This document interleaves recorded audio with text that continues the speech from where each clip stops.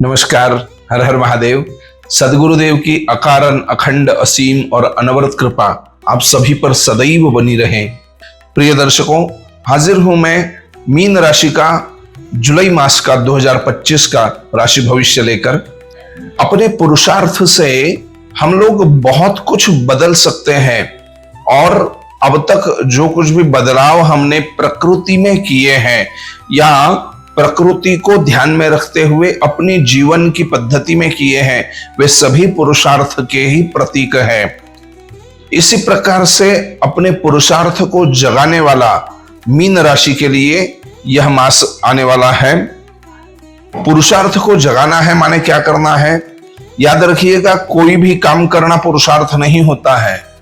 मूर्खों की तरह किसी भी जगह पर जाके खड़े हो जाना और किसी भी व्यक्ति को बगैर काम के प्रोत्साहित करना या किसी से बगैर काम के लड़ना, इसको मूर्खता कहते हैं, पुरुषार्थ नहीं कहते।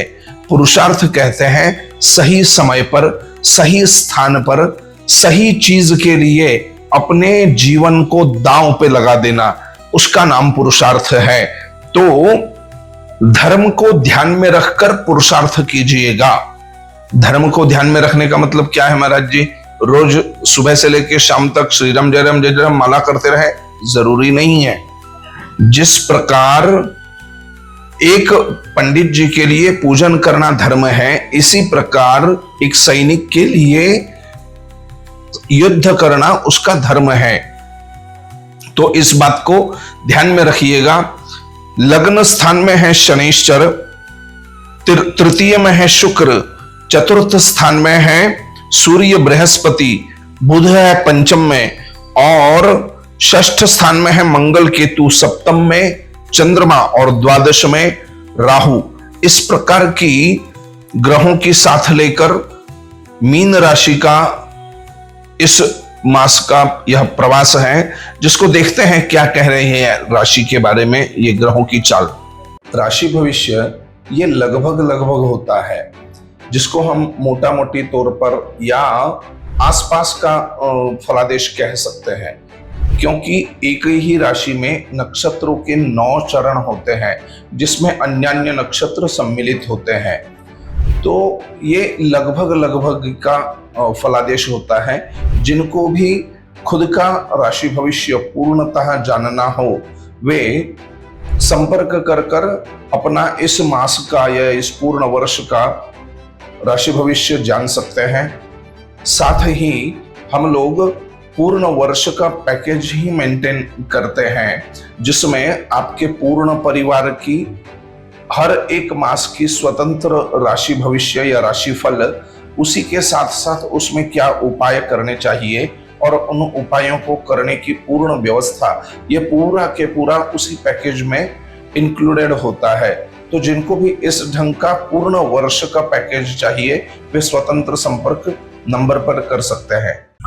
प्रिय दर्शकों, यह जो मीन राशि का हमने अभी बताया हुआ आपको कि किस ढंग से ग्रहों की बिसात बिछी हुई है, यह बताता है शनि लग्न स्थान में आया तो स्थान वृद्धि करो मंदाहा। जिस स्थान पर बैठते हैं शनिश्चर, उस स्थान की वृद्धि कर देते हैं, तो आपके आरोग्य में वृद्धि होने वाली है, तबीयत अच्छी होने वाली है। साथ ही साथ और क्या होगा महाराज? तो आपके बंधु बांधवों का प्रेम आपको मिलेगा, उनका किसी बारे में कुछ अच्छी बात आपको सुनाई देगी। सूर्य और बृहस्पति आपके कुटुंब स्थान में आ रहे हैं। कुटुंब में कोई अच्छी बात होगी, कोई नए उत्सव की तैयारी होगी, कुछ नई बातें बनेगी। इसी के साथ साथ इंटेलेक्चुअल कुछ चीजें आपके साथ घटेगी, कुछ अच्छी बात आपके द्वारा होगी जो लोगों में पसंद की जाएगी और लोग भी आपकी सराहना करेंगे। साथ ही साथ आपके शत्रु आपसे पीड़ित होंगे, आपके शत्रुओं पर आप हावी होंगे, उनको आपका भय लगेगा।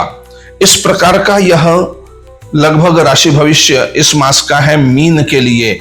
तो जो बिजनेस से संबंधित मेरे मित्र हैं, उन्होंने क्या ध्यान में रखना है? प्रॉफिट ज्यादा बढ़ने वाला है, तो उस प्रॉफिट को सही ढंग से डिस्ट्रीब्यूट हम करें।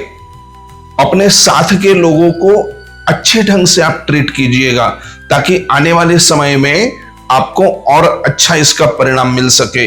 इसी के साथ साथ नई इन्वेस्टमेंट की तरफ भी आप ध्यान दे सकते हैं।